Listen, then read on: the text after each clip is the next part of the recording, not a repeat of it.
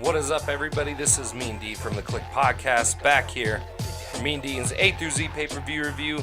The B in this podcast stands for WWE Battleground 2013. Doing one closer to more recently. Usually the ones we cover are 2000 and earlier. So this is going to be a little bit of a change from the WCW Battle Bulls, from the Backlashes, from the Bunkhouse Stampedes, all that stuff. So we'll go ahead and get into this. Not a terrible pay-per-view. Before I jump into the pay-per-view, check us out. YouTube. JG's on there covering Monday Night Raw and Tuesday Night SmackDown Live, as well as me, Mean Dean, covering the WWE, WCW, TNA, ECW, A through Z pay-per-view review. We're also on Podomatic, iTunes, Stitcher, Facebook, and Twitter alike. Please give us a shout, subscribe, like, follow, anything you can do to help. Always be here for the ClickPod family. Jumping in, WWE Battleground 2013, match number 1. RVD versus Alberto Del Rio for the world title in a hardcore rules match. I can tell you right now, right off the bat, I'm not an Alberto Del Rio fan. I'm just not. I don't like him personally. I don't like him professionally. I don't think his matches are that great. So I was immediately turned off by this match. But one thing I totally forgot is Ricardo Rodriguez managed Alberto Del Rio in WWE. But then they had that stupid storyline where Ricardo Rodriguez is all of a sudden going to manage RVD, and he wore a pink RVD t-shirt to the ring. It didn't make sense. RVD doesn't need a manager. Kind of weird, right? That was just a stupid move. But to speak more to that Alberto Del Rio part, he has an okay character. That pisser Mexican mentality. I'm a Mexican wrestler. I'm a Hispanic wrestler. I think he's okay in that regard. I just think he makes stupid personal decisions, and he's not a good wrestler. If you're saying comparatively to guys like, Ultimo Dragon, I'd say Ultimo Dragon was better than fucking Alberto Del Rio. Couple of the great moves, awesome springboard DDT to the chair, body stomp on the ladder with Van Dam under the ladder, Mr. Rolling Thunder onto the ladder. I would have to say, though, before I get into the next part, especially with chairs, RVD is probably one of the most dangerous guys with the chairs. Most dangerous wrestlers, period, with a chair. His Van Daminator is just ridiculous with a chair. In fact, he takes nasty bumps on a chair. He's just great with a chair. I wonder if between 2018 and 2014, WWE was like, okay, listen. All right, guys, Vince McMahon here. All hardcore matches are now going to take place in the ring, and you can only use one weapon. I mean, they use multiple weapons, but that's one thing. Like, you can't get hyped up for a hardcore match or a street fight now like you used to be able to. It just doesn't have the same feel or effect. You might put a guy through a barricade. You might hit a guy with a chair on the back.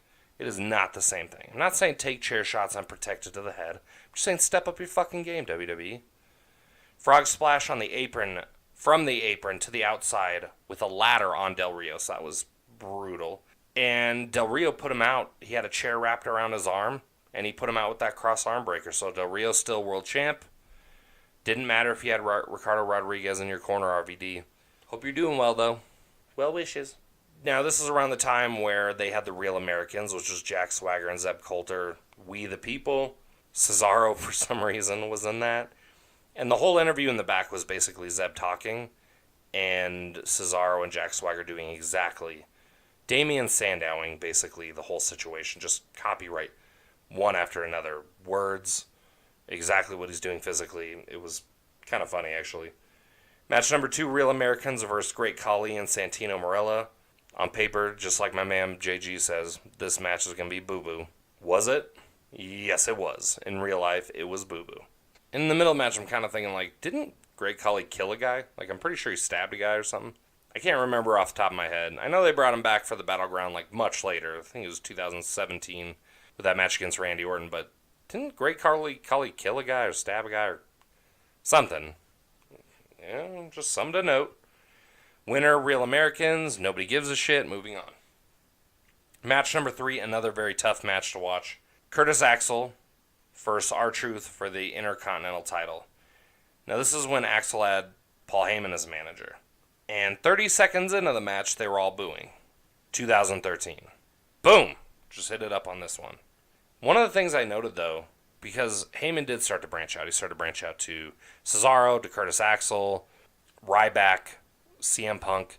If he really wanted to create some sort of real working relationship with a story on TV, he needs to create a stable similar to the way that Bobby the Brain Heenan created a stable, which is basically creating a family of people that fight for the same reasons under the same guy, but individually.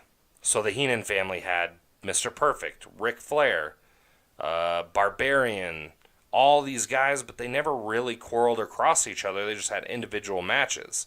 I think that's the way he can build a perfect stable. You don't have to have them all fight in one pay-per-view. You don't have to tag guys up. You don't have to have them interfere in every match. Might be good for a Survivor Series thing. It basically writes itself. Just saying. The match itself, though, wasn't very terrible from a technical standpoint. It was fairly smooth for both guys. But ultimately, it just was not a very entertaining match.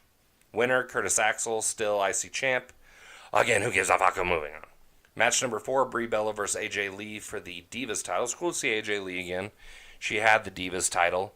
That was it. I don't really have to say much during these. I just hope you guys know that. I don't want you guys to be like, oh man, we really want to hear about that Brie Bella and AJ.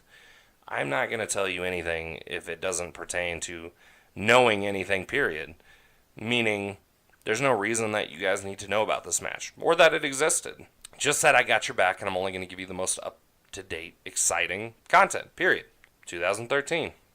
AJ Lee, still. Match number 4, The Shield. Roman Reigns and Seth Rollins versus Cody Rhodes and Goldust for careers on the line. This was the time that basically Triple H and Stephanie were running the authority point. They were blackmailing Big Show to doing things he didn't want to do to keep his job. Probably naughty things.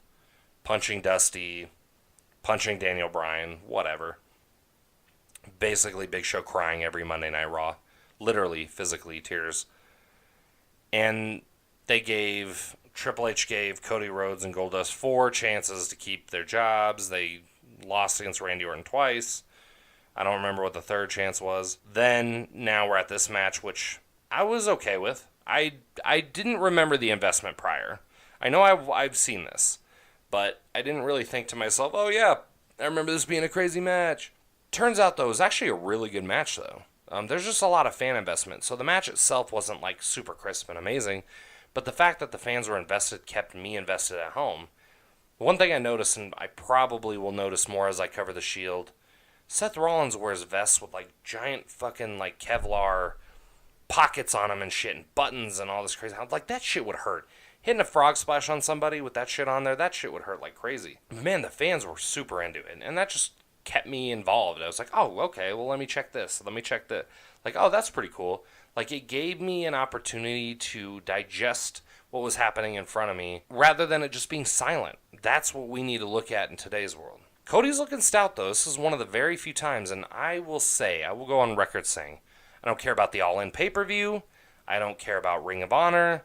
All those things. Cody Rhodes is suited for the Indies because he needs something to basically hang on to. He was given opportunities in WWE to make a name for himself. He literally had a fallback almost every time. And it wasn't until the end where he's like, well, I want to fucking do something. And they're like, no. So now all of a sudden he's an indie god? Fuck that. He was suited for the Indies to begin with. He basically needs a reason to fight.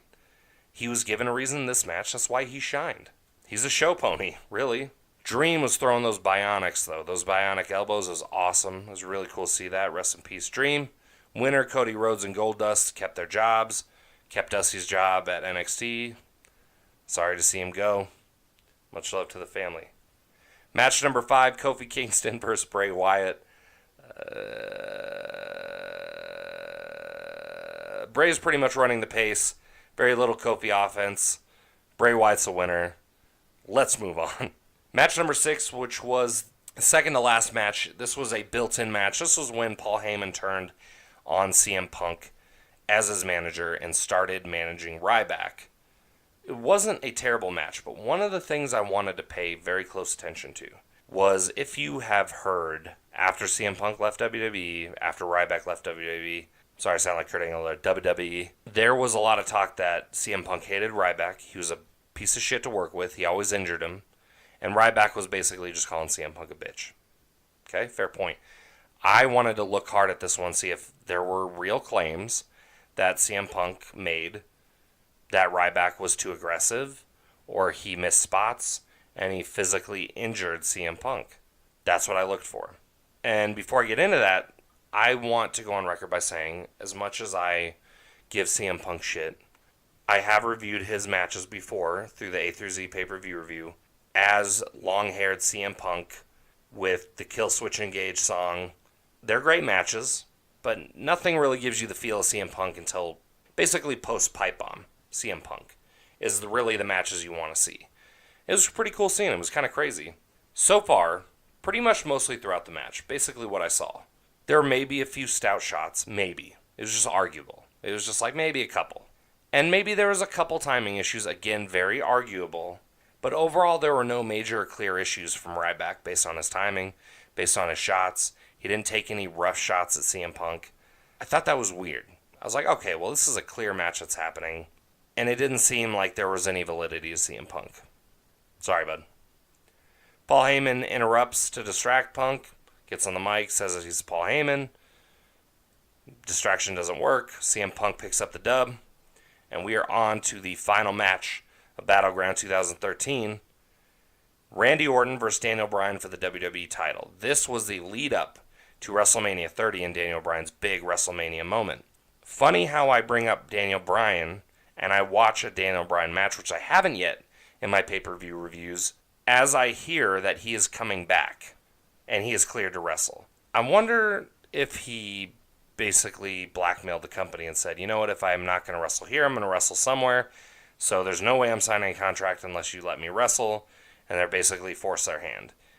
And now does that set the precedence for anybody else who gets injured? Like basically, if I'm a hot commodity, you need to let me wrestle or not at all? Interesting to think about. Super happy Daniel Bryan's back. This was a great technical match, really, from the get-go. A lot of suplexes, a lot of diving, a lot of holds, a lot of just pretty much everything. It was just a general mixed bag of everything. You know, Bryan got hung up on the top rope and really Randy Orton clotheslined him off, landed on his head. Started to kind of cringe for a second because I was worried about the neck. You know, and then Orton really just wasn't taking it easy on Daniel Bryan, period. I mean, he was giving him stout shit. And he was playing the heel roll up because he was a part of the authority at the time. You know, fans were just... The one thing that I have to say about Daniel Bryan is he did what very few people could do, which is create a level of investment from fans that would basically cause them to do whatever they wanted, regardless of the situation, to support him. And they did. That would mean that Daniel Bryan's one of the greatest of all time, in my opinion. Big Show interfered to knock out Daniel Bryan. He did. He also knocked out the ref. This was around the time, again, where I said authorities really trying to blackmail him. And then he starts to get all conflicted, knocks out Randy Orton. Here's the fucked up part about this pay-per-view. There was no finish whatsoever. Period. No finish. And that was how it ended. So no wonder the fans were so upset about the whole Daniel Bryan thing. They had him going to Rumble. He lost Rumble. They had him going to Battleground for the WWE title. He lost that. But he didn't really lose anything. He just didn't win because Big Show interfered, and then they just ended the pay-per-view. There wasn't any bell. There wasn't anything. It was fucking crazy. So I suggest going back to that one because that one's a very interesting one. That is it for me, Mean Dean, for Mean Dean's A through Z pay-per-view review and the Click Podcast. Check us out. Go to our website, clickpodinc at weebly.com. Check us out on Patreon, YouTube, Facebook, Twitter, iTunes, Podomatic, Stitcher. We're pretty much everywhere. And go ahead and support my man JG on YouTube with the Monday Night Raw and Tuesday Night SmackDown live reviews. This is it. Me, Mean Dean. See you on the next A through Z pay-per-view review. I'm out.